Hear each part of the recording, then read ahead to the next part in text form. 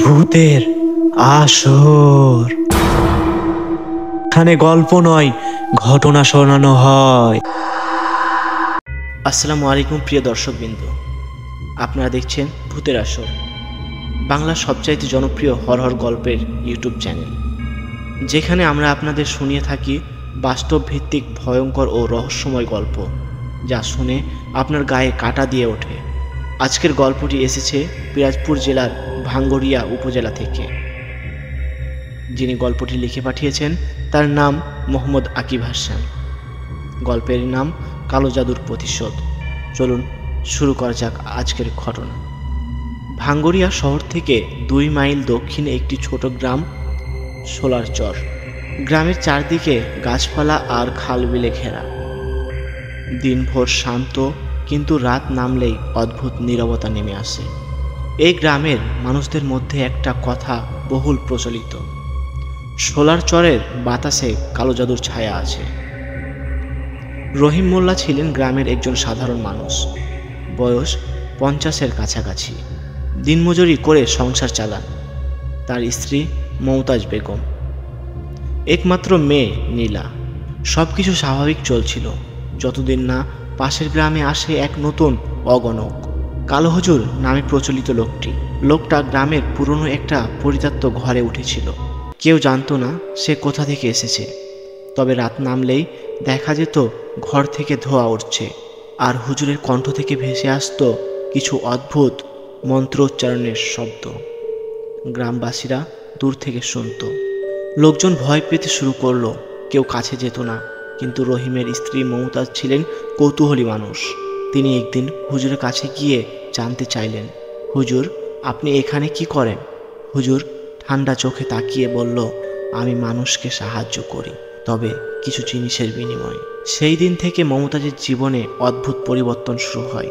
মমতাজের বহুদিনের ইচ্ছা ছিল তার মেয়ে নীলা যেন ধনী ঘরে বিয়ে হয়।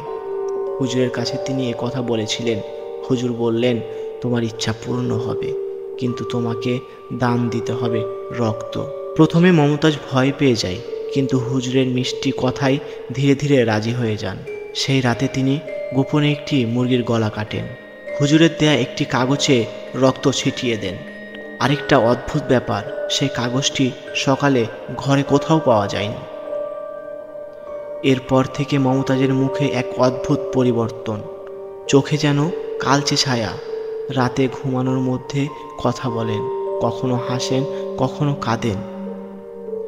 রহিম বুঝতে পারলেন কিছু একটা ভুল হচ্ছে। এক রাতে হঠাৎ ঘুম ভেঙে রহিম দেখলেন তার স্ত্রী জানালার পাশে দাঁড়িয়ে কিছু একটা বলছে। তারা আমাকে ডাকছে, এখন আমাকে যেতে হবে। রহিম জিজ্ঞাসা করলেন, কে ডাকছে? মমতাজ শুধু হাসলেন, কিন্তু সে হাসি ছিল না মানুষের মতো। তার চোখ দুটি জল করছিল, অন্ধকারে যেন কারো নিয়ন্ত্রণে। এরপর গ্রামে ঘটতে শুরু করলো এক অদ্ভুত ঘটনা। প্রতিদিন রাত 12টার সময় হুজুরের ঘরের দিক থেকে দেখা যেত আগুনের আলো, আর সকালে আশপাশে পাওয়া যেত জ্বলে পাওয়া পাখির লাশ। ওই হুজুর মানুষ নয়, সে জিন ডাকে। এক রাতে রহিম দেখলেন তার স্ত্রী ঘর থেকে বেরিয়ে হুজুরের দিকে যাচ্ছে। তিনি অনুসরণ করলেন চুপি চুপি। অন্ধকারের কুয়াশার মধ্যে হুজুর বসে আছে, সামনে জ্বলছে লালচে আগুন। মমতাজ সেখানে গিয়ে হাত বাড়িয়ে দিলেন। হুজুর একটা কালো পাউডার তার হাতে দিলেন এবং বলল, মেয়ের মাথায় দিও, ধনবান হবে, কিন্তু কেউ দেখলে তোমার সব শেষ। রহিম তখনই ছুটে গিয়ে চিৎকার করলেন, এটা কি হচ্ছে? কিন্তু হুজুর চোখ তুলে তাকাতেই রহিম শিশরে কেঁপে উঠল। এক মুহূর্তে তার চারপাশ অন্ধকার হয়ে গেল। সকালে লোকজন পুকুরের ধারে রহিমকে অচেতন অবস্থায় পায়। তার শরীরে অদ্ভুত দাগ, যেন কেউ জ্বলন্ত লোহা দিয়ে পুড়িয়ে দিয়েছে। ঘটনার পর মমতাজ একেবারে বদলে যায়। সে সারাদিন চুপচাপ থাকে, রাত হলে বারান্দায় বসে থাকে। একদিন নীলা জিজ্ঞাসা করলো, মা, তুমি এত রাতে কার সাথে কথা বলো? মমতাজ ধীরে বলল, তোমার ভাগ্য গড়তে গিয়ে আমি এক অন্ধকারের সঙ্গে চুক্তি করেছি, এখন তারা আমাকে ছাড়বে না। নীলা ভয় পেয়ে কান্না শুরু করলো, কিন্তু ঠিক সেই রাতে পুরো গ্রাম কেঁপে উঠল এক অদ্ভুত ঘটনা সাক্ষী হয়ে। রাত 2টোয় হুজুরের ঘর থেকে ভেসে আসে বিকট হাসি। তারপর আগুনের সীসা আকাশ ছুঁয়ে ওঠে। লোকজন দৌড়ে যায়, কিন্তু কেউ কাছে যেতে সাহস করে না। সকালে দেখা গেল হুজুরের ঘর পুড়ে ছাই, আর ভেতরে হুজুরের দেহ নেই। কিন্তু আশ্চর্যের ব্যাপার, মমতাজও সেই দিন থেকে নিখোঁজ। 3 বছর কেটে গেছে।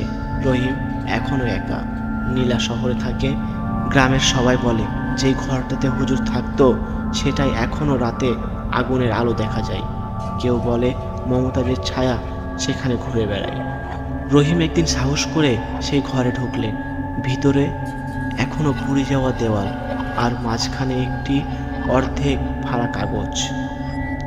কাগজে লেখা, রক্তের চুক্তি শেষ হয় না, শুধু নতুন জীবন নেই। হঠাৎ পিছন থেকে বাতাসের ঝাপটা এসে দরজা বন্ধ হয়ে গেল। রহিম ঘুরে তাকাতেই দেখলেন আগুনের ভেতর থেকে মমতাজ দাঁড়িয়ে আছে। তার চোখ রক্তলাল, মুখে বিকট হাসি। তুমি আমার প্রতিশ্রুতি ভেঙেছ রহিম, এখন তুমি মুক্তি পাবে না। তারপর ঘর জ্বলে উঠল আগুনে, আর বাইরে দাঁড়িয়ে গ্রামের মানুষ শুনল রহিমের ভয়ঙ্কর চিৎকার, আল্লাহ বাঁচাও। পরের দিন সকালে কেউ ঘরটির কাছে যেতে পারেনি। শুধু ভেতর থেকে ভেসে আসে এক অদ্ভুত গন্ধ, পোড়া চুল আর ধূপের মিশ্রণ। আজও সোলারচর গ্রামের লোকজন বলে, রাত 12টার পর কেউ যদি পুড়ে যাওয়া ঘরের পাশ দিয়ে যায়, তবে শুনতে পায় একজন নারীর কণ্ঠ, আমাকে মুক্তি দাও। প্রিয় দর্শক, গল্পটি যদি ভালো লেগে থাকে, লাইক, শেয়ার এবং সাবস্ক্রাইব করুন ভূতের আসর ইউটিউব চ্যানেল। নেক্সট এপিসোডের আগ পর্যন্ত সবাই সুস্থ থাকুন, ভালো থাকুন, আল্লাহ হাফেজ।